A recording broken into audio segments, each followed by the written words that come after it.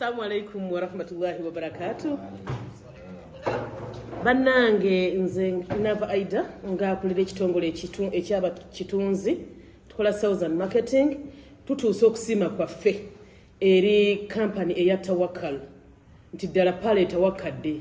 kubanga waliwo abantu bangi nnyo bateekateeka emikolo gyabwe nga tebannafuna na ba sponsors naye essanyu litubuganye olwa Tawakal Tours and Travel. Bannange tweyanziza nnyo tweyanzike. Bannange mwebale nnyo mwebalire ddala natukoowoola n'abalala nti Tawakal abaguliddewo mujje mumwegatteko ekyabalaze bulazi asomoozezza mmwe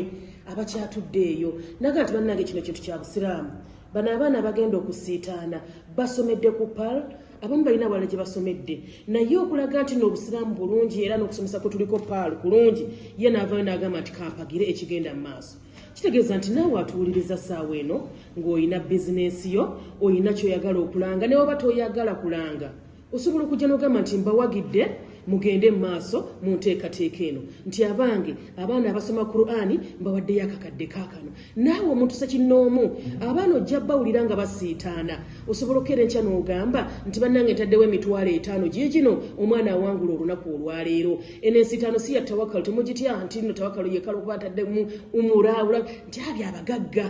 Tawakal si bagagga naye omutima gwe balina omugabi naawe ate osobola okubeera nagwo bannange nkoowola ab'amakampuni nkoowola abantu sekinnoomu nkoowola families nti ogenda funamu empeera oyinza okusala n'ogamba nti mpaddeyo emitwalo gino 10 gitambuze abasiitanyo babaseeka abagenda okukola ki okubuuza ebibuuzo mpaddeyo sente zino abantu bano batambule bannange tusaba Allah buli omwana aba atuwadde kyotuwadde tutandike kati ensiitaano egenda kutandika Ramadhan olutandika oluwadde mbogamba nti Tawakal yawaddeyo omulaye mbawadde emitwalo 10 mbawadde emitwalo 2